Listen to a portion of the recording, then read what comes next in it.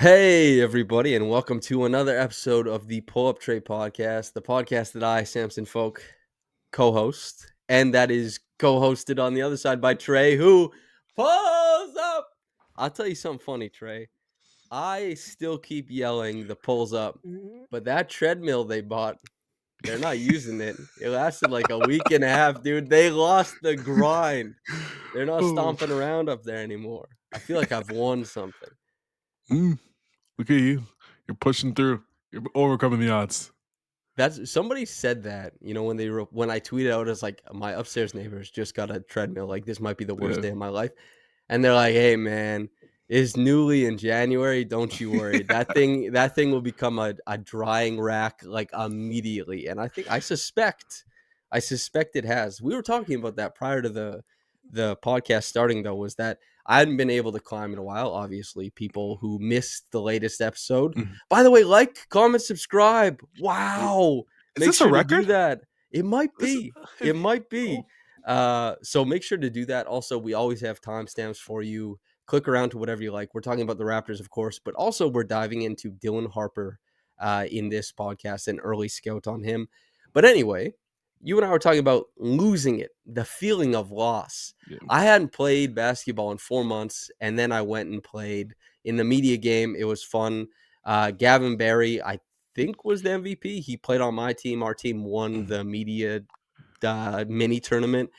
But I hadn't played basketball in 4 months. I didn't feel like I lost it. I didn't play as well as I Yeah. probably could or should have, but I didn't feel like I lost it. If I don't rock climb for a week, I feel like I'm just gonna fall off the wall all the time. It's like a real insecurity.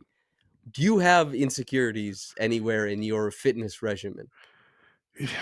I think it's my bench press. If I don't like bench press for like a week or two, it feels like how am I ever gonna pick up this weight? It's gonna crush me and like snap my neck. And it feels like for some reason, like my Instagram algo just like sends me injuries in the gym. This person tried to do as much as possible, falls on them. They try to squat, break their back. So like I'm always like, I'm gonna go like 10, 20 pounds lighter than I usually do. When like a week you haven't changed like dramatically in your level of strength, but I Yeah, don't know. atrophy doesn't come that quickly. You know Yeah, what though? You've got a good, well, I haven't worked out with you in some time, but you, yeah. like, when we all get together and the ooga booga brain starts going and we immediately are like, "Where's the bench?" You've got a good bench on you. I know I Yeah. do too, but Yeah. you're like the king of the bench. Nobody's been able to top you yet. It's a nice little thing. Yeah. That I feel like when like every when all the guys are together and you're at the gym, that's just like the most like Oh yeah. caveman you can get. Oh yeah. Everyone's cheering, yelling, slapping knees. It's like that and like basketball, like defense on basketball. I feel like that gets like the Ugo brain going when you get like a steal or something like Well, that's a great segue. We can ooga booga brain right now. that. Scottie Barnes. We'll talk about his defense. Some preamble for those who are wondering. There was an aggregated quote that went around wherein Darko Rakovic was saying that the media wasn't doing a good enough job of paying attention to Scottie Barnes' defensive acumen. It's very ironic that I was the person who asked him about it, and nobody knows what the question was about, but I was talking about Scottie's deny defense.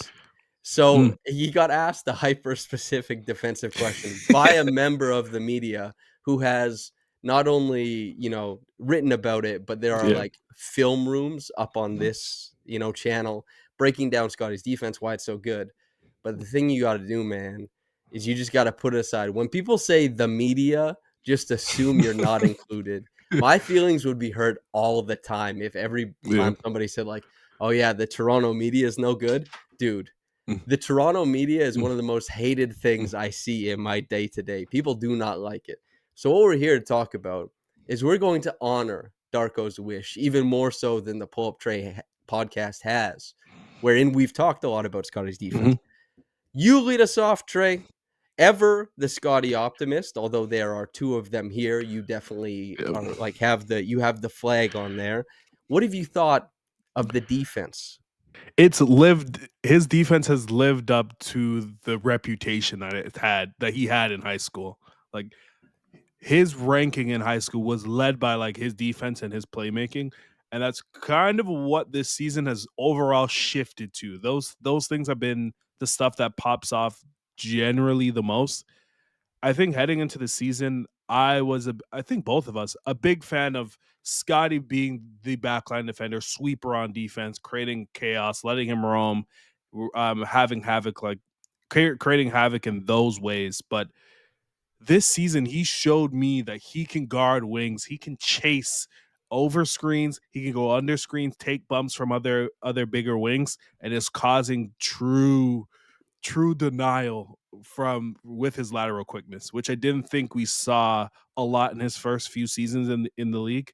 We saw that with Jason Tatum just yesterday. We saw that with Kevin Durant as well. He truly can guard wings, and I think now that he's shown, let's say it's probably been like a 35 game stretch of this level of defense, I think the way that you can build the team also changes as well too.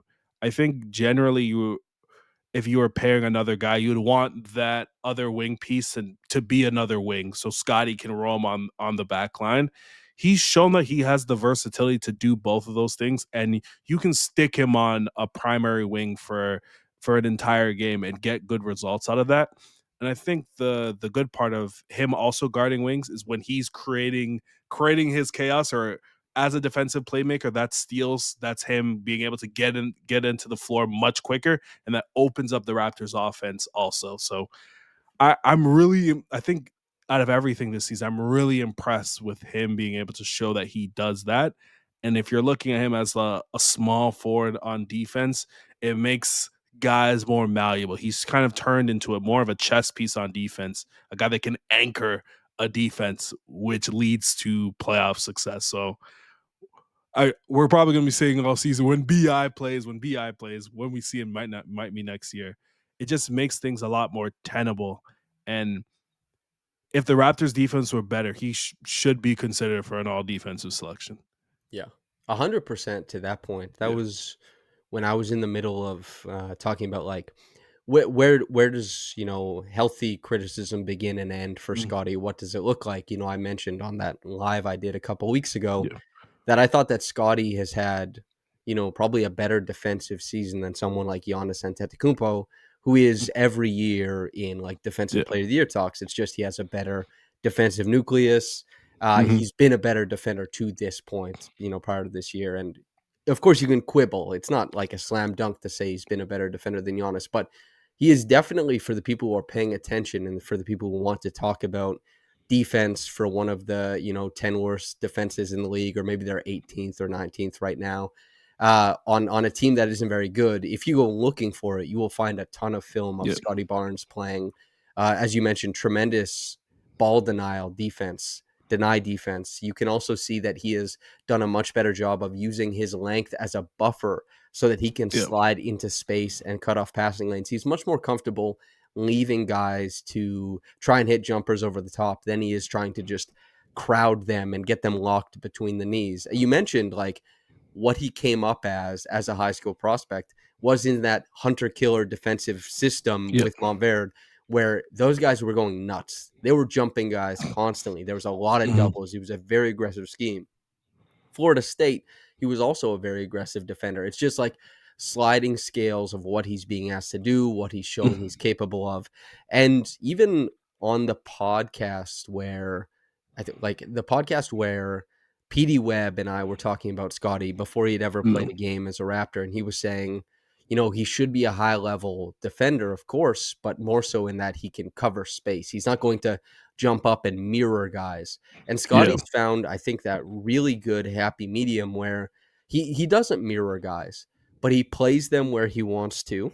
He Hmm. crowds the space he needs to, and he leaves guys in difficult positions. And like that ball denial defense, yes, some of that is elevated by being huge and being able to eat up space, but a lot of that stuff it requires a lot of effort.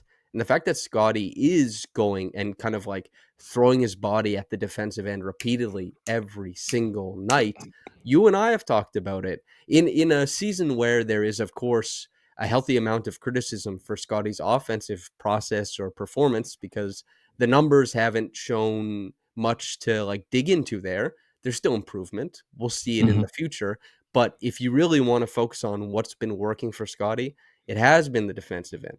All the when we've been talking about his defense all season, all the hallmarks still ring true. Yeah. They force more misses when he's on on the floor. They rebound better when he's on the floor. They turn teams over more when he's on the floor. They allow way less points when he's on the floor. I think he's in the 90th percentile as far as like the on-off swing for Mm, forwards. It's just everything he does has been impressive on that end, and that's including taking on a role that wasn't exactly something he was super capable of in years prior. And as you brought up, that puts the Raptors in a unique position building into the future. It's like, well, we don't have to pick and choose or maybe shunt away like a certain type of offensive player because of the defensive fit, because yeah. Scottie can occupy a couple different roles. For Pascal, that was true for a couple of years. He did a few different things. He guarded guys like Russell Westbrook and John Wall. That allows OG Anunoby to step into a different role. Mhm. OG being the guard guys like Donovan Mitchell night in and night out means that Scottie and Pascal get to do different things. These aren't super successful teams we're talking about, but it does show about the malleability and the adaptability that should be there going into the future, whether it is RJ as a running mate, whether it's Brandon as a running mate. It's Mm. just possibilities and positive possibilities. Scottie has been very impressive on the defensive end. He deserves Yeah. laurels, superlatives, all the nonsense. I'll take like a I'll take like when Zach Lowe just would put his honorable mentions. Like Sure. when he I guess in 2020 when he had OG Anunoby and a bunch of other Raptors, his honorable mention wasn't as fun. He did But some great branding, by the way. He's like, "Oh, I'm the guy who knows when players are good." How yeah. did he get away with it, man? But it was cinema. When you're like five things I like, and it would be like Marc Gasol as a post up, and I'm like, he is a great Yeah. passer. That's amazing. Dude, I've resisted it for many a year. But the just saying, like, "Here's a list of things that are good or bad," is such a hack. You know what I mean? Like, Yeah, literally, yeah, the internet was they decided someday that they're like, "We figured it out. We yeah. know psychology. Don't write 7 paragraphs about a Mhm. few different things. Bullet point 1, 2." People love lists, dude. They love them. It's true. The Bleacher Report built their website Even with Will Lou, yeah, Will Lou got, like, a massive foothold in the analysis community of the Raptors. Even Zach Lowe, who's shouted out Will Lou and commended him on his analysis, which hell yeah, he found Will Lou by the 10 things. It's just yeah. like even Zach Lowe can't resist a list. It Everybody likes a list. it makes you feel smarter when I knew like here's like a few stuff like, oh, Kyle Kuzma is one of the best cutters we've seen as a rookie. Look how he covers space. I was like, wow, this guy's gonna be a star because Zach Lowe told me. But Damn. I have a now defunct piece. It was about OG Anunoby, Kyle Kuzma, and player A, the anomaly, Jason Tatum. Man, that was such a fun little all those guys were having, very interesting rookie years for very yeah, different reasons. Kyle Kuzma had the most volume, OG was yeah, perhaps the most underrated, and Tatum was sowing the seeds of stardom yet to come. Fun draft, yeah. definitely. Yeah. Anyway, Zach Lowe. But yeah, like regarding Scotty, I think he's just figured out a way to utilize his length to overcome some of his ability with his quick twitch limitations that sometimes hoard him even on offense sometimes. His length allows him to blow up screens, be that playmaker that you need him to be, and when he sits on the weak side, he is such a danger Mhm. defensively that teams can't idly pass his way. He can come over and also double team, and now you have this humongous crane that is able to step in the lane and create more like defensively as a playmaker. I I think regardless of whether like he hits this upper echelon tier of a score that the Raptors are hoping for and fans are even hoping for. the bare bones of this season showed that he can be an anchor of a defense. He can be an outstanding secondary playmaker. And since the beginning of his time as a Raptor, he's been a great finisher around the rim. He's shown a lot of those things that lead to playoff success overall. And I think leading with the defense, and if it does hit all NBA level, which I think it's there roughly, give or take right now Mhm. this season. This What the Raptors can do defensively if they hit on a couple guys, like someone that can really guard point guards. Like Emmanuel Quickley has been better. I will say better in February, but not necessarily where you want it to be. And someone else that can hit in the that can really guard other wings and help Scottie on that standpoint. You have the bones of a top 10 defense that is super elite, creates tons of turnovers, and you have a guy who's special in transition as both a playmaker and a finisher. So like the foundation is being built, which is really good to see. Yeah. It's funny, you're like, "Yeah, Quickly's been better, but maybe we won't talk about, Tyrese scoring 33 on, like, 84% field goal Oh, percentage." oh It was, Tyrese Haliburton had his way. Well, obviously, we're talking to yeah, you after a Raptors loss to the Pacers, but I wasn't expecting, a fantastic game from the Raptors against the Pacers because yeah, Scottie is the linchpin of where they can, draw a lot of their advantages from. He occupies a lot of important spots on both sides of the floor, and you can even see that. Like RJ, who's been having great games against the Pacers this year, wasn't able to muster it up in this past game, but yeah, you did quickly, at the whatever when he and Scotty both signed their contracts, and then they did that, that press conference where Darko said, "I hmm look jacked." By the way, just um, quickly he acknowledged or highlighted how rare it is for a player like Scotty to do it on both ends of the floor, and truthfully, that's why Jason Tatum is, even if he'll underperform offensively to the and like even in the finals, like Jason Tatum should have won Finals MVP, but he didn't. He's yeah, he's a great defender, and he doesn't let you down on that end. He doesn't let you down on the glass. He brings it. But that's not as common as it used to be. This is no longer the age of like hmm Jimmy Butler and Paul George coming through the ranks and LeBron kind of highlighting that wing position. And Scottie Barnes is a bit of a throwback there. He is one of those guys like Paul George or Jimmy Butler who's kind of like hmm grinding his way through the ladder of offensive skills after coming up as a defensive player. And I really love that. And we'll go to like, it's been like maybe 15 minutes on just Scotty's defense, so we can probably leave it there. He's been great. And as you yeah, said, he's there all defensive. Like there's like 20 players every year who deserve to be on all defense. And yeah, then you start sorting really quickly by like, okay, what are the defensive rankings? That eliminates however many guys. And then, the propaganda machine kind of works its way for yeah. Matisse Tybel to make it or whatever the hell it ends up being, dude. Oh, that Um boiled well, my blood. Jesus. well, we're part of the, and I'll say this: everybody does propaganda. It's like propaganda is not as bad a thing as people make it out to be. We all have a bias. As long as you acknowledge it, everybody's just trying to make their case. It's fine. We'll be part of the propaganda machine for Scotty's eventual all defense Yeah, selection, which is coming. But Emmanuel quickly on the other side of things. A fun stat. He is currently tied, at least at the time of the Pacers game, with yeah, Zach LaVine at 43.5% on pull up threes. That is the best number in the NBA. It belongs to Zach LaVine, whose talent as a pull up shooter is yeah, obviously extremely high. I know his career didn't turn out to be what everybody wanted it to, but for a guy who could just sleepwalk to like 25 points on yeah. 62% true shooting, unbelievable offensive talent. Emmanuel Quickly, he is 30th in pull up threes attempted. 30th. You know who's taking about 10 goddamn pull up threes a game? Anthony Edwards, dude. And Edwards. Ant is shooting He's hitting him. above 40%, dude. Do you, Insane. that's insane.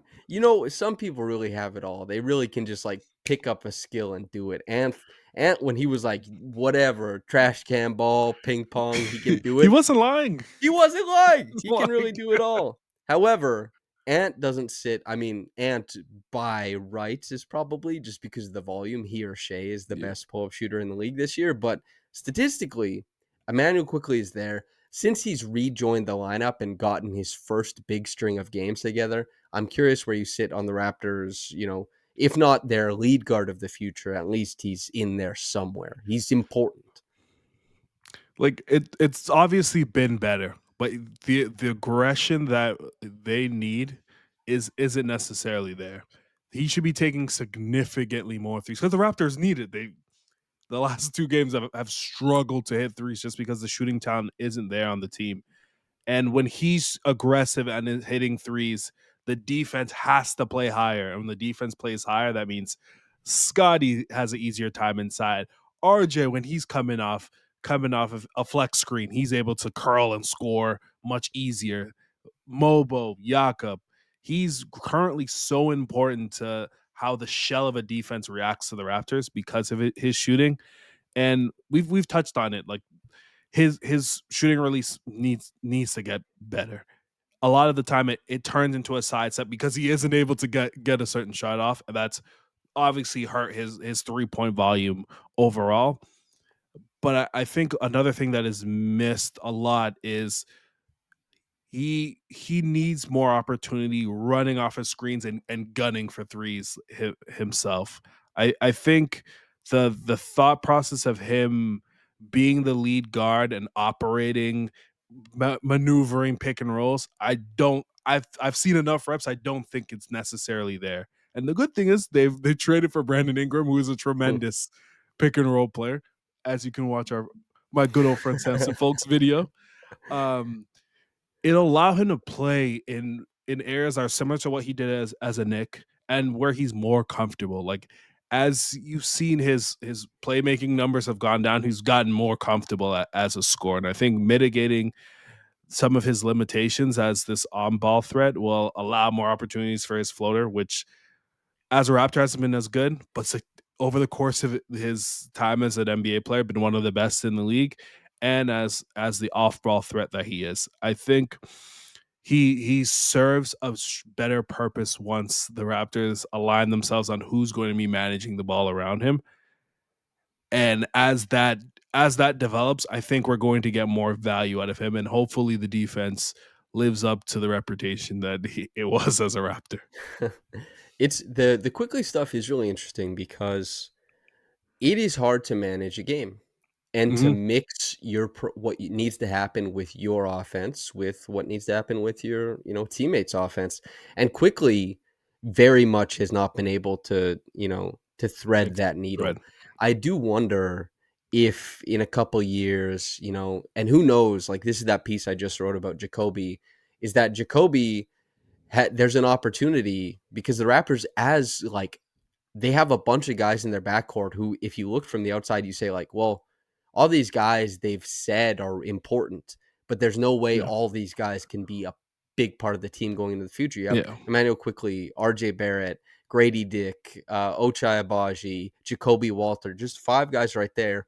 And just based on the probability of where they pick in the draft, they could very well, if they're going best player available, be selecting like a top end shooting guard this Yeah. year. We're going to talk about a guy who could end up playing shooting guard, later on in this podcast. But quickly, if he's with the team, you wonder, like as you said, are you fully sold on him being a lead guard who the offense filters through and he makes like all the reads Yeah. and he sets up the framework? Maybe not, but there is a world where it's like his third or fourth year on the contract, and the Raptors have kind of built out the offense through other means, and quickly just comes in and fucking just shoots the hell out of the Shoots. basketball. Just Yeah. don't worry so much about like setting the table. Just go out there and gun.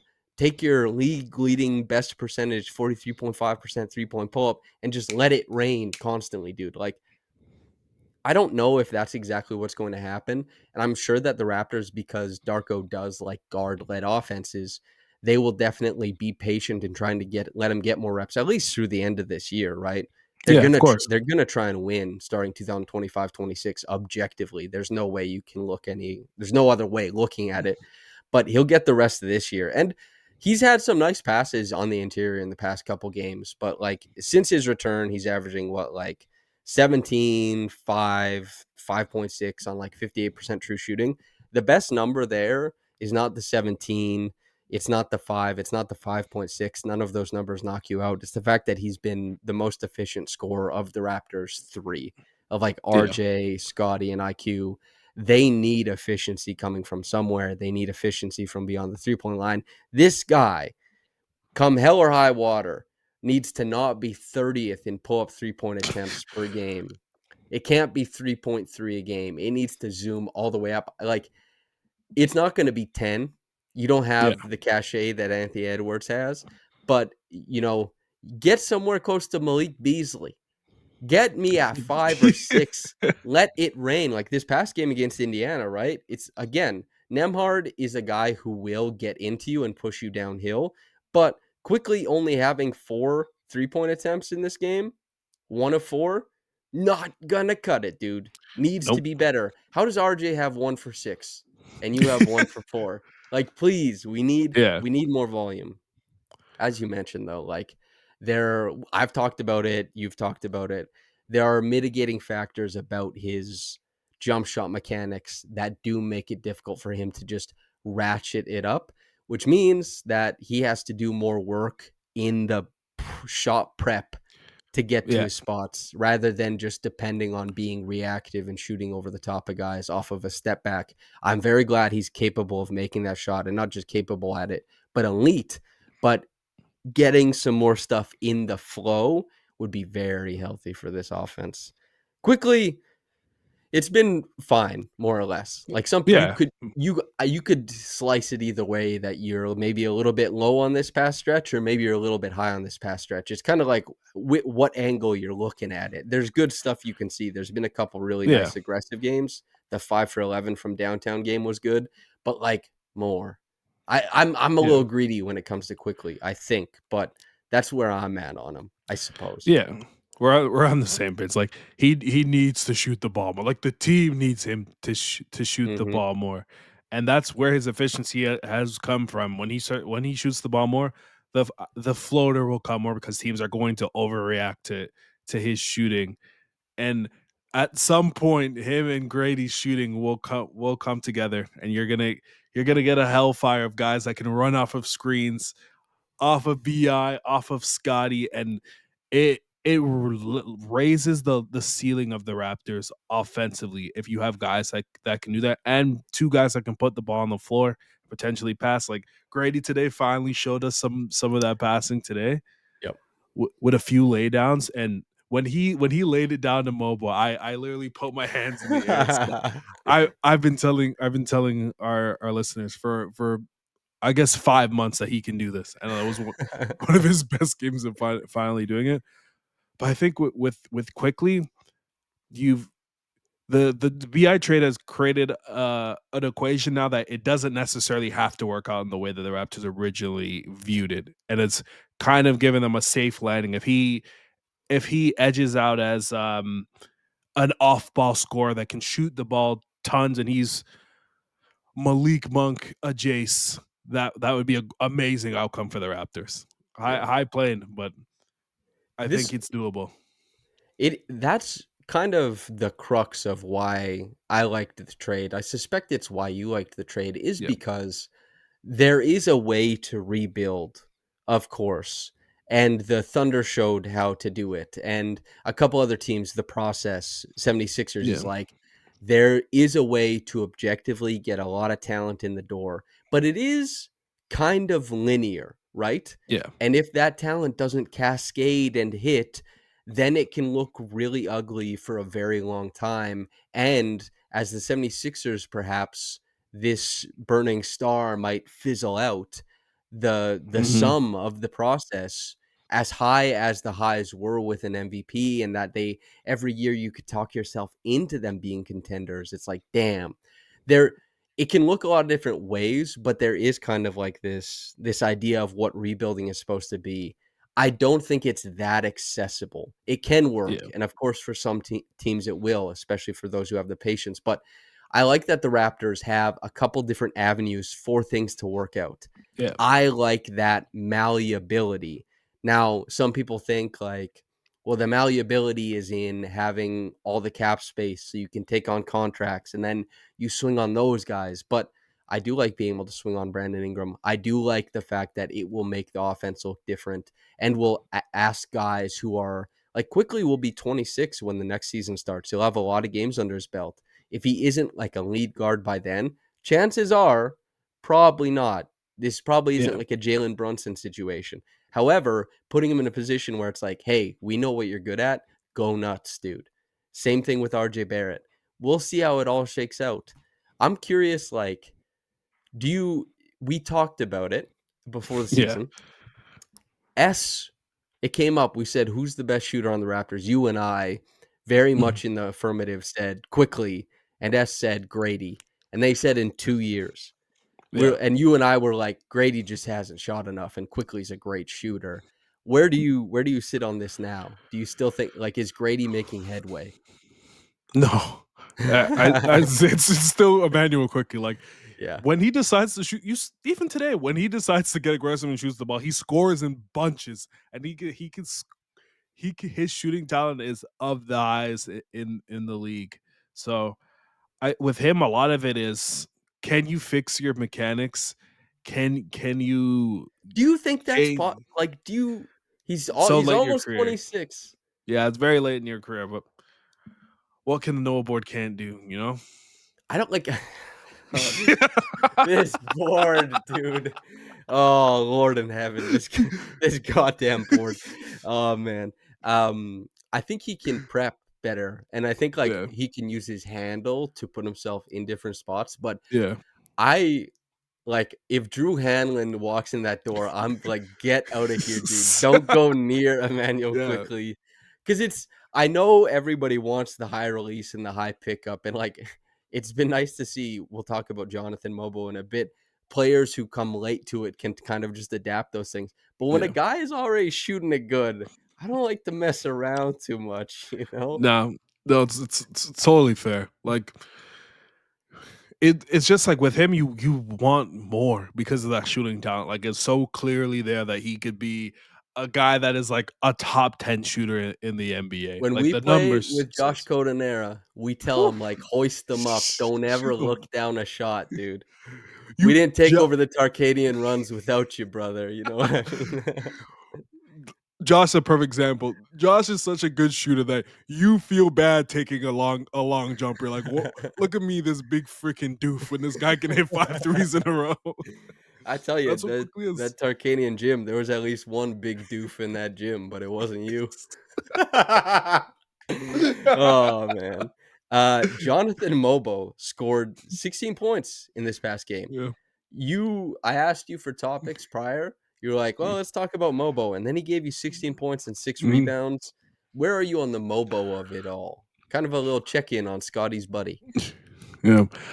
I think they hit this pick out of the park. Like it's obviously not like Jalen Wells where you're getting like you got starter value like instantly. Like the Memphis Grizzlies seem to do this almost every year, but they like Mobo has shown a guy like that he's gonna be a guy that sticks in the rotation and probably for the duration of his rookie contract. He's shown that he can be a really high defender, regardless if they're switching, if he's on a big, if he's on a perimeter guy. He has a lateral quickness to really stick with guys and mirror guys. I don't like making the Precious comp because he's Precious is Yeah. a very very special mover, but Mobo can be a defender that I think the Raptors can like rely on heading into next season to go stick on the imposing wing, which is truly valuable, especially out of the 31st pick. The vertical pop hasn't popped in the way that we necessarily wanted to heading into like our pre-draft Hmm. assessment, but it shows on his defense, it shows on the offensive glass, particularly of late. And I think if he develops like a short roll package where he can hit a floater, he shows enough passing field to flip the court, find the open Mhm. guys. He's gonna be a guy that's gonna be able to stick on the floor and probably play playoff minutes for the Raptors because defense and guys like that can really guard opposing. And like he was sticking with Jalen Brown, and I was not worried in any of those possessions. He didn't look worried in those possessions. That is That's a so valuable in a playoff series, and I think the Raptors have found something in that, and he's one of those foundational pieces of why I think their defense is going to be really good soon. That's a good point, is just not worrying. He can kinda step out on Yeah, anybody, you feel pretty good. That's a huge thing to be able to yeah, have. Also, Jacoby has brought that to a lesser degree, but he hmm deserves, as the younger player too, he deserves, credit for that. The interesting thing with Jonathan, Brandon Clark is maybe a good, comparison point. Like, Brandon Clark, if he was asked to do all the things that Jonathan Mogbo is asked to do, would struggle a bunch. But he yeah, was a guy who found immediate impact because he went to a team that was very capable of delivering layups, dunks, and floaters into his hands. And he let his athleticism kind of carry the way. Clark has more vertical pop and he's a little bit yeah, bigger than Mobo. But I do wonder, with what Mobo has brought to the table so far, and why he looks so overextended at times, is like the ball is sitting in his hand and they're saying like, well, are you going to drive the switch? Are you going to drive the big? What's it going to be? I do wonder when this Raptors team finally is better. And like when, if it's Emmanuel Quickly, if it's the guard we talk about in, I don't know, 3 or 4 minutes, whoever it ends up being, like somebody has to set the table for this team in the future. What does Jonathan Mobo look like as a guy who finishes when the Raptors actually have talent setting the table? Because they really have not had high level mhm, talent setting the table at this point. All the guys like Grady, like Jacoby, like Jonathan Mobo, everybody has been asked to overextend themselves. Grady, obviously, the most, because look at the shot attempts. Jacoby, relative to expectations, probably the least. Jonathan Mobile in the mhm. middle there. But it's like nobody makes their jobs easy. Nobody Yeah, makes anybody's, like, Ochai has an easy job because he runs the lane in transition, he hits open threes, but he's not asked to make a bunch of movement. He cuts, he does a really great job, but he's not asked to create ever. They ask their young guys to do hard stuff, and I wonder what it looks like once things simplify for Mobo. And the 7 of 11 performance he just had against yeah, the Pacers, he kind of got, he got Turner on a couple drives. That was nice to see. Some of it finesse, some of it kind of muscling his way in. I do wonder, because Mobo has brought that floor defensively that you can kind of bank on. Depends how the back end of possessions go. As we talked about, it's like he yeah, switches out, the big goes and gets the rebound. It's tough. It's a self fulfilling prophecy, but he does stuff well. That's nice to see. Jacoby does stuff well. That's nice to see. Like these two guys, you can see how it makes sense in the future. It's just they don't look like they'll be stars. So they're yeah, not overriding everything and being like incredible. They're still just guys who are like, I need help here and I'm not getting a bunch of it. And that's reflected in both of their efficiency numbers. Like, what is Mobo, like probably 46% from the field? Not good enough for a big, yeah, you know what I mean? Jacoby, I think his true shooting percentage is still under 50%. Not good enough. But yep, as things get easier, as the offensive talent at the top makes things easier, then good. But like as you said, Mobo just operating as some guy to like switch the floor, that mhm, would be incredible. And it means yep, that the other team has to send two to the ball. We'll talk about Dylan Harper. Rutgers faces a lot of two on the ball with him handling, and the Raptors are just not a team that sees two on the ball very often. So very rarely are guys catching in the middle with the opportunity to switch the floor. It's just not there. It's like guys mhm. catch 22 feet from the rim, and it's like, okay, get into a handoff Use situation. Somebody do something. It's just, or like hope that the team overplays a split action. It's just, they're being asked to do hard things. Mobile has done enough for me to be like, I'm not yeah, at the hit it out of the park place that you are. fair enough. However, I've seen enough that I'm like, okay, I like what's happening. He struggled at some things that I expected to be better, but again, it's tough to get around that context where things are really hard because some guys get drafted onto teams and things are really easy. Yeah, And this stuff, that's why like the redrafting stuff is all just cannon fodder anyway. Because you don't really know until like year 5 or 6. Then you're like, okay, now we have a good idea of how these guys look in different contexts, what they can do. But early on, I'm seeing enough from Mogbo, enough from Jacoby. Yeah, I agree. Like even like say if the Raptors end up getting Jalen Wells, do you think like he produces the same No, type of output? No, it'd be a lot tougher if and I he. don't, I don't say that to be like down on Jalen either. I mean, he's been a hell of a No, he's shooter, great. obviously, and like he's competed better on defense than a lot of people expected to. It's just like Jalen Wells stats: what 45% from the floor, 38% from three, 11 a game, 3.5 rebounds, 1.6 assists, less than one turnover. It's just like nice, just Yeah, like hell yeah. In the second round, what like he was what 39th overall. yeah, Good for him, man. But would he be putting up those same numbers on the Raptors? I doubt it. But that's not a knock. It's just yeah, like credit for yeah, where he is and what he's doing. yeah. Like, Agreed. but would if the Raptors got a chance now, would they go and select Jalen Wells instead of Jonathan Mobo? Probably. You know Yeah, why? Because the fact that Wells is already hitting threes in the vast array that he does is like, oh, that's a real great NBA skill that works. We get to see it. We'll see. But that doesn't mean that like Mobo could end up better. The likelihood is not super high. That's just the way this stuff works. People who prove it immediately, that's a really good thing. And people who hmm struggle in different contexts, it means they have to overcome stuff. We'll see if they overcome stuff.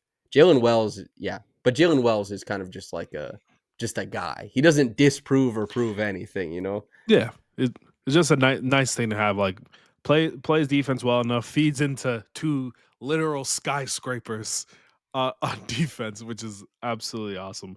Like the Raptors are on a team that like produced these type of guys really well because they had really great context as well. Yep. And now they're not. So it's really it's it's Well, that interesting to see. like that's the thing, man. That was you and I talked about this God Yeah, forever before we did a podcast together. Was yeah, just like, yeah, the Raptors so often organizations get credit that belongs to players.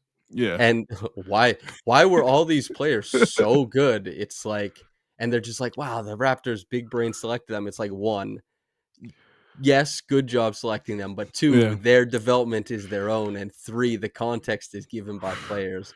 It, And once the Raptors bought their own Kool-Aid and said we can do anything, let's trade suddenly down. yeah, suddenly Nick Nurse wasn't the coolest guy around. He was a huge asshole. And It's then they're just like, oh wait. And Nate Bjorkgren was getting fired and Adrian Griffin was getting fired. And everybody who came from that culture was just like everyone's like, hey, what the hell? you just see Well, it. It's like every dynasty ever. The Tom Brady leaves, the Patriots aren't good. Tim Duncan gets old, the Spurs aren't good. Like I think like just looking at the era, like Kyle Lowry, one of the best at managing a game in oh that yeah. decade for that time. It just makes being a rookie and being able to step in that position significantly easier. OG Ananobi could not put the ball down without it falling on his feet for maybe his first 100 games. That did not matter because Kyle Lowry put him in great positions. And like DeMar was an underrated puts guys in great Yeah, positions too player. It's yeah, just yeah, it was like DeMar was immediately sitting. He was already got a lot of attention for his playmaking steps that he had taken. yeah. But there was just more sitting there because he was no longer playing with Kyle. And then he just went along and he'll just DeMar will keep going along until he's like a top 15 scorer of all time. And Oof. then people are gonna be like, what the hell? DeMar DeRozan. It's like, yeah, just He's great. quality, fucking quality repeatedly. Do you Yep. want to talk about a guy who has not stamped himself as a game manager, but has stamped himself as perhaps the best guard in his draft? Dylan I, Harper. I, I think it's only right. We've been getting a lot of noise, a lot of You've been buzz for people. teasing. We make you all tease. All right. I'll read out the numbers and then I'll swing to you for the first thoughts. Yeah. Just so everybody knows, myself and Trey, this will not be the last time we talk about Harper. When I talked about Flag, that won't be the last time. This is preliminary stuff. There's a lot of games left for some of these guys, but Trey and I, the Pull Up Trey podcast, has been closely tied to draft analysis. We think we've been pretty good at it. It's what people really like listening to the podcast for, because the team has been so bad that like looking towards the draft has been a real thing. This won't be the last of it, but this will be the first of it. Dylan Harper, listed at 6'6", 215. That 6'6" seems a little heavy to me. He Yeah. looks more like maybe 6'4", 6'5" out there. He is objectively a big college guard, though. Mhm. He's averaging 19.4 points per game, 4.6 rebounds, 4.2 assists, 1.5 steals. We have a lot of numbers we can get into. Some of it is play type, some of it is just raw finishing stuff. But Trey, what are the big takeaways of Dylan Harper's game for you? I'll first start off. Well, I don't think he's the best player in this class. I think he is the number one fit for the Raptors in the Wow. entire class. The Raptors haven't had a true table setter for a very long time. I think when you see Dylan, he's the best driver overall in the class, but does it in really like uh, unorthodox ways. He has enough dribble craft to both use his size and use multiple counters in order to get to the rim. Um, some of that leads into some questions of why can't you just blow by this guy immediately? But the fact that he's able to use reverse spins, he's able to use half spins in order to manipulate the defense, get to the lane, and then also use his size and strength to bump his way to actually score and finish. He's shooting 66% at the rim, and he generates tons of shots at the rim towards the highest in the overall class. A lot of his indicators show that there's star potential there and there's all-star potential there. Guys that truly get to the rim, that you're looking at John Morant, you're looking at Markel Fultz, guys who popped immediately and were able to stress defenses, utilize their ability to do that and then manipulate with their passing. Well, I think his Two guys playmaking, in Jaw and Markel, yeah, similar to Harper, uh, incredible at splitting the hedge, yeah, incredible at splitting two defenders at the top, and just booming downhill with a lot of force. And that's something that Dylan is definitely has in spades as well. which when you're a guy that can be able to get downhill and score fairly well, the overall plane for playmaking that you need to get to isn't as high. There's guys like Jason Tatum that you can put up 6, 7 assists in a game because you're able to get downhill so often.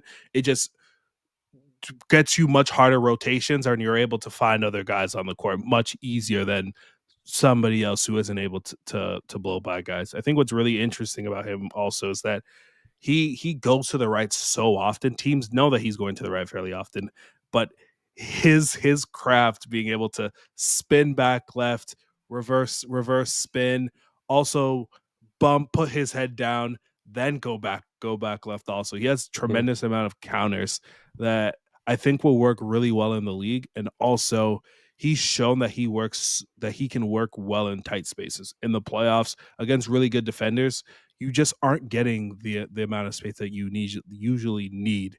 And with some of the other guys in the class, they need to get action. They need that runway to really blow by other guys. But Dylan Harper, he does all of the little things really well and at a very high level.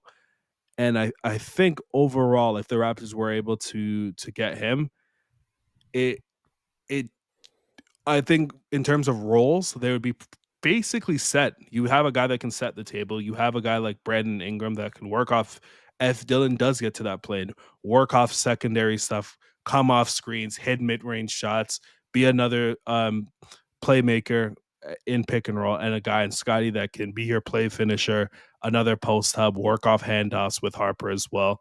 It would be a really tremendous fit and be the easiest, cleanest fit that the Raptors could get out of the top five. Dylan also very practiced at playing with a shot maker from the wing in ace. Mhm. The Yep. the Dylan stuff is, to your point, there was that one play against USC where he, you know how Jeff Teague used to back it out and just like Yeah. sprint at guys? Yeah. He backed it out, sprinted, the dig came in, he took it back out, sprinted at it, the dig came in, then he backed it out again, sprinted at it, and found a way to worm to the bucket. He's a very resilient driver. And there is, like as you say, there's a lot of craft involved how Harper achieves things. 66% at the rim, considering his volume at the rim, considering he's a guard in college, that's really strong. If you like start getting close to 70% on high volume, basically that puts you in like very rarefied air as a collegiate play like maker of plays at the bucket. Mhm. And he has 9 dunks on the season, which might seem a little bit low, but like 4 of them came after these explosive splits of doubles up top or of hedges getting downhill. He can dunk off of both feet. He's a 1-foot jumper, but can finish off of 2. Mhm. He hop steps in the lane. Like as you said, like he has half spins. He has the ability to muscle with his body to get to Yeah. spots, but he can change his pace with a hop step, and he can do so quite well and still have burst to finish at the rim. Mhm. It's not just everything off of one step. Off of one step, people make the RJ Barrett comp, and it's easy to see why because RJ is so accomplished at finishing on that last step, kind of like presenting himself directly to the rim, Yeah. being bendable on these curved drives. And Dylan is also very good. Like you mentioned, some people worry about Dylan's, first step and why is there so much craft necessary? But I think the first step is not only good, I don't think it's elite, but it's good, Yeah. but his last step is elite. His last step allows him to finish at the bucket repeatedly at the glass. He beats bigs to the glass. He's capable of having enough like hang time off of his last step, this big long last step that he can like maneuver at the rim and outweight bigs. He can take contact in air and still finish. Like all this stuff is very, very impressive in the facet of like being a finisher. The only thing that concerns me a little bit, and is very rare for young guards to have this particular skill, is something you see a lot of the higher, like a lot of the guards who play 3 or 4 years in college, is kind of like stopping in the middle of the lane and feeling Mm. comfortable to like Yeah. change pace to that degree. Harper can change pace and change his approach in going from one step to, or like that foot takeoff to the 2-step takeoff and kind of like hop stepping, half spinning, but he isn't comfortable keeping his dribble in the middle of the floor so much. That for a table setter is really important because not only do you have to be comfortable sitting there with your handle, but you have to be comfortable taking shots from there and you have to be comfortable making plays from there. And those 3 things are something that every elite guard needs to be able to do. And it's not something that Harper has yet. Of course, when you get to the rim constantly, what is it? Necessity is the mother of invention, et cetera, et cetera. I don't know if this is something that will develop for Harper. He seems to have the potential to make a lot of different types of plays. You cross your fingers on that, but I haven't seen much of it yet. Overall, as a driving guard, he is just like top of the top. I don't. Yeah. You mentioned Jaw. Obviously, Jaw exists at another level as a prospect Mhm. there, but Harper is very, very good as a driving guard. Yeah. That is as advertised, and Rutgers gets a lot of aggressive schemes against Harper. Harper has to come out of the bottom constantly to come get the ball. He has to come off of screens to get the ball so that they don't just immediately work the ball out of his hands. At when he's running pick and roll, which he's 87th percentile overall, 1.062 points per possession, really great, big gobs of points. He sees a lot of doubles, he sees a lot of blitzes. Like we don't even get to see the full scope of what Harper can do because so often teams are just asking the ball out of his hands and he's letting his team work 4-on-3. Like if you're wondering, like Yeah. Ace Bailey, of course, he's been a fantastic tough shot maker, but there's a lot of shots that fall into his hands because the Ruggers, what are they? The Scarlet Knights. Yep. Nice, nice. They play with advantage because Harper is just dragging these guys way higher in the floor than most college defenses want to go, especially with their big involved. So, as a driving guard, as a guy who's like creating shots from the start, I haven't seen enough of the Mhm. class, obviously, but if someone told you like this is the most robust shot creator coming into the draft, or this guy will be the most robust shot creator in the draft 5 years from now, no problem believing that. It's been really impressive watching him work. He can do a lot of stuff, like Yeah. lots. He fixed a lot of the Raptors' issues. Like they they need size out of their point guard slot. They need a guy that can dribble the ball. Like the Raptors have a dribbling issue. He's able to. Well, I don't think his dribble is very advanced. Mhm. He's able to keep his dribble alive in a lot of scenarios, and that allows him to, once he does get to the floor, use his craft in other ways and shift his body in ways that allows him to propel himself to the rim. I think as that gets better and as he matures and maturates as a player, that's where you could see him decelling. You could see him use his floater more often, and that's where you truly hit high levels of stardom because he's using he a lot of the things that he does are things that a guard in year 3, year 4 is truly developing. And with the Raptors who love guys coming off of handoffs, guys coming off of flex screens, he'll be able to do a lot of that easy stuff fairly well. And the other things that he does offer, he will have Scottie Barnes as his play finisher when he's creating a super hard rotation. It would make everything on the floor significantly easier. Well, I don't see him and Cooper being same tier or Yeah. necessarily not even close to be honest, but he I would be very happy if they were able to get the second pick. He's a player worth getting excited about. As far as, Yeah. like, the runner, floater, Synergy only has him at having taken 9 all season. Yeah. He's 4 of 9. It's not a huge part of his game. Uh, what do you think about the jumper? 'Cause, like, some of these things get answered by his touch, if there's going to be, like, an RJ comp, RJ's runner is definitely palatable, but his free throw shooting is bad, his mid-range jumper is Yeah. almost non-existent, right? And again, I don't wanna force this RJ comp too much, I just saw it being made, and, like, Yeah. you can definitely see on those curved drives why people like to make it. I'll give the numbers, so even just like 38.5% on his catch and shoot threes. That's Dylan Harper. He's made 20 of 52. He's shooting 29% on his pull up threes, 23 of 79. That actually doesn't concern me that much, the pull up three. Yeah. When I was looking at, for example, like the Emmanuel Quickley thing, it's like you see all these guys who have massive volume and it's like 33, 34%. And it's perfectly passable. You don't have to be an insane pull up 3-point shooter to force defenses to react. And it just depends on whether you buy Dylan at like the college 3-point line versus at the NBA 3-point line. Dylan, I think, will be a passable pull up 3-point shooter. I think that he'll be definitely be like a good enough catch and shoot 3-point shooter. The Yeah. indicators are there. His jumper, again, if you want to go to the RJ comparison, his jumper is a little bit cleaner. There's not as much of a hitch. Yeah. His feet are also a little bit easier to kind of get different types of shots around the floor. I Where are you on the touch overall, though? I'm curious where you sit there.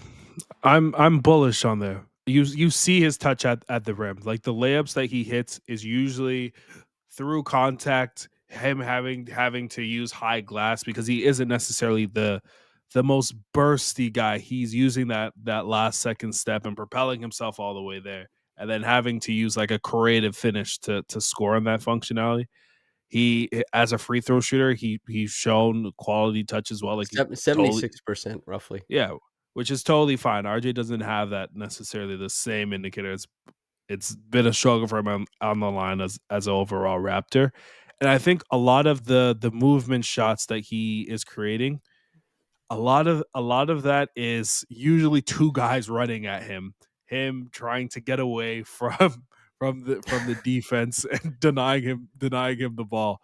Um, those are very challenging shots and ones that he would have to hit if he wants to be like that's all NBA guy, obviously. But I think a lot of the pull up stuff, the percentages, a lot of it's out of difficulty. And I Yeah, think as that shooting improves and as he improves overall as a player and also gets stronger, I think there's more to add to the frame overall. Also, that's true. yeah, He could be a big he- ass boy in the backcourt. which will be a massive advantage. I think the shot will end up being a strength for him overall. What did you think about him defensively? I think that's where I'm in the middle ground of compared to So most people. I saw some people say that he's a plus defender. Yeah. I think that he has a lot of stuff that says plus defender. I think there's like a lot of standout plays that he's been able to make, like he climbing a screen and the guy is trying to get to the roll and he climbs with the guy over top and juts his right arm out and like steals the pocket pass. Like he's basically covering two guys because he's a huge guard, right? He's Mhm. covering two guys at once. He just like blows up an action. He's very bursty getting into passing lanes. He will jump on the floor. Like he has a nose for the ball. All that stuff, considering how big he is and relatively bursty, Mm. that's like major plus for me. However, I watched so much of him not doing things that I expect he'll have to do at the NBA level. You know what I mean? Like Rutgers Yeah. is very willing to, I can't remember the smaller guard's name on Rutgers, but they're very willing to switch like 1 through 3, even 1 through 4 with a lot of stuff. And Mm. I thought that Dylan does a good job of like hanging in as a switch and then front guy. He can blow up some post entry passes. He competes because he's big. They don't necessarily have to scram him out of situations, but he also does like to point and be like, just switch it. Hey man, Mhm. like let's stay out of it. And he shoots the gap on a ton of screen coverages when he's Yeah. part of it. So he's jumping under and extending out. He's a big guard. That's not too bad. I gave Cooper Flag a ton of credit for being able to do that, but Cooper Flag's closing distance is a lot more and his length is a lot more and he's not supposed to be as lithe getting around screens. So Harper is more of a question mark defensively for me than I would have liked after watching all of this because I just Rutgers is not that good a team, and they Yeah. actually don't like they're not incredible on defense, at least to my mind. I don't know where they sit as far as like being ranked defensively, but when No, I was not that watching, good. I was like, I don't think that they're an incredible replication of what you're going to do at the NBA level. And so Harper is a guy who definitely is going to have to like climb screens, run around screens, provide point of attack, like go and pick a guy up. And there's not too much of that at Rutgers. But when he does do some of that stuff in pockets, it can be very impressive. So he's more of as we said, like this is we're looking at Dylan Harper in February. He's not going to get drafted until June. This is an introduction to who he is. Yeah. Our ideas of these players will change over time, at least to some degree. It's more of a question mark defensively for me, but obviously he could be good. Yeah. I agree as well. I wanted to probably come away thinking he's gonna be able to guard the other opposing point guard Yeah. as well every possession. I don't necessarily, I think, got out of the games that I did watch. A lot of the playmaking, like as you said, like comes off of the ball. Him being able to come over, use his size, use his length, and blow up stuff in that functionality. I think where you see some of the athletic limitation is when he has to deal with screens. He's usually not coming off of screens. He sometimes sticking with guys he isn't necessarily the greatest laterally when defending other opposing guards. And then I also think off Feet of can the get ball, sloppy. Yeah. yeah, I do think off the ball sometimes he is mustering a crazy load. Like I think his usage is around 30% right now, give or take. But off of the ball, you see some of that rotational like inconsistency where he is sometimes zoning up the weak side when he probably should be coming over and stopping the drive coming in from the paint. Um, I think I see like neutral defender right now, which is if like the driving stuff is really good, that like none of this probably really matters overall. He's going to be an all-star guard, and that's totally fine.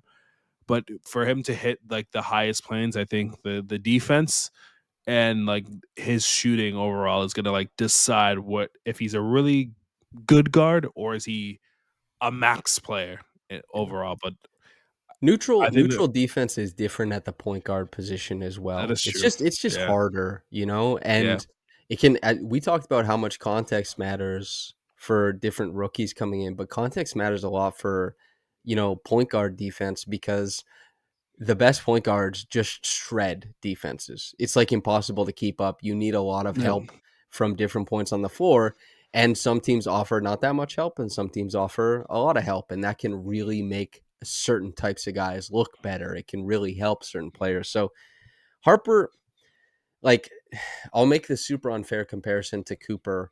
Cooper is a guy who not only seems like he can do mostly everything you'd want a wing or like a forward to do defensively, he also wants to be involved in every defensive action. He hunts it like a hawk. Like he Yeah. wants to be part of it.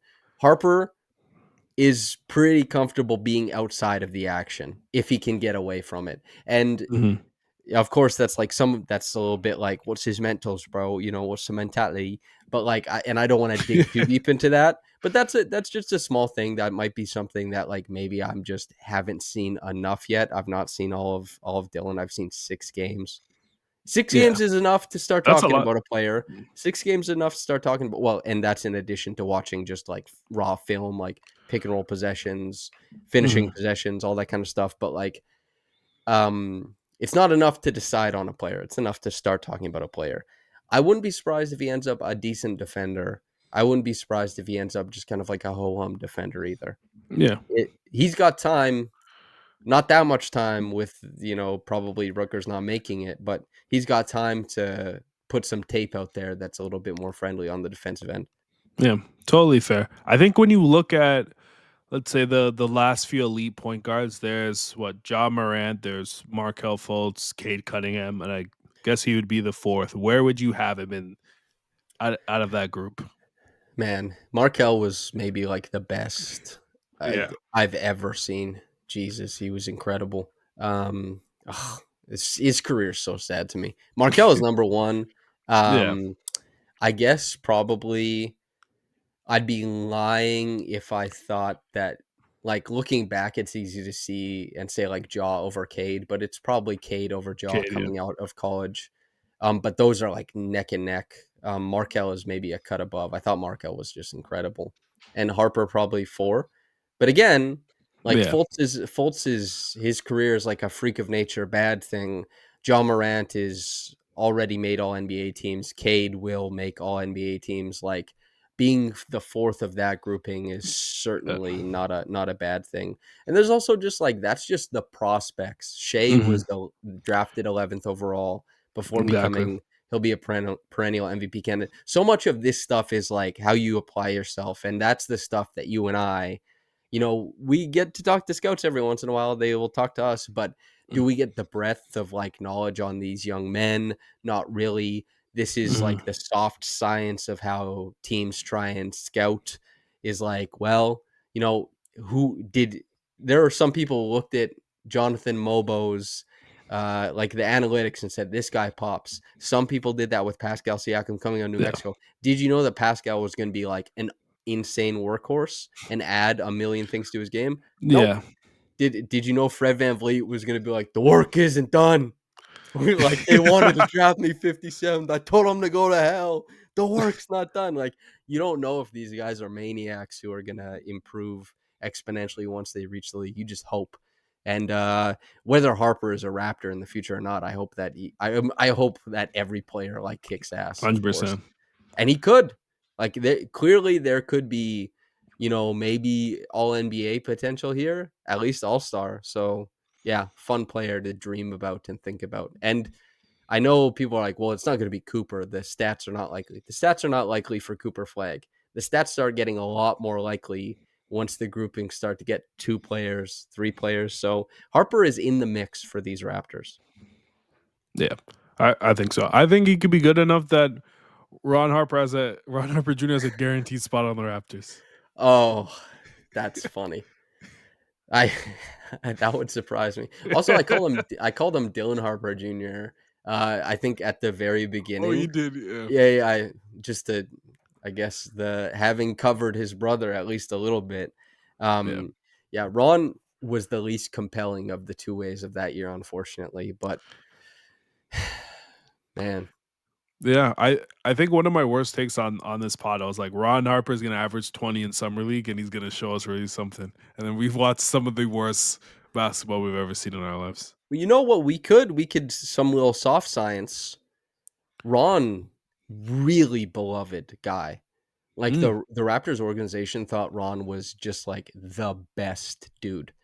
and he's really popular with the 905. Obviously, didn't get as much time with the big team, so less there. But everybody who was around Ron Harper just loved Ron Harper. And if you believe that their siblings can have similar auras or whatever the hell, Yeah, maybe, or if you want like a guy to come from a good family or whatever, or yeah. what the hell is the goddamn like, oh, I want this guy to be from a good family. I want this guy to be from a broken home. What's his face? Deion Dion. Sanders.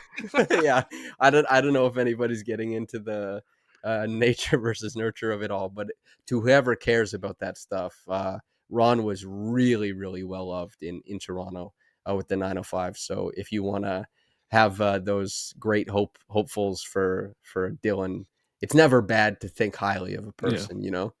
Like, I yeah. know I fought that today with the group chat saying, like, you know what, it's a little bit too much gas going around here, man. But it's never Oh, bad to think highly of someone. Trey, anything you want to say before we get out of here? I think this is like a good intro to like we're dipping our toe into Hmm. draft season. There's gonna be a lot of other guys that we touch on. Who do you want to talk about next? Actually, I I might do it on the live. Actually, you tell me who I should talk about on the Saturday live, and then I'll tell you who we talk about next week.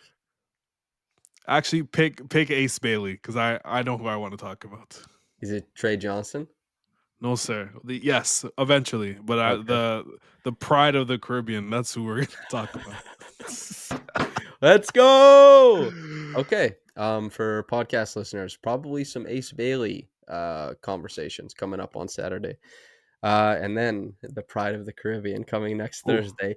oh boy. Make sure to like, comment, and subscribe before you get out of here. It helps the channel, helps us keep growing into we're already one of Canada's favorite basketball podcasts, but we want more, baby. We want the Mountain Dew. We want the peanut punch. Brief punch. We want it all, baby. Yes, sir. Yeah, thank you for supporting. Thank you for listening. And yeah, whether you got into this in the morning or at night, have a blessed day and goodbye.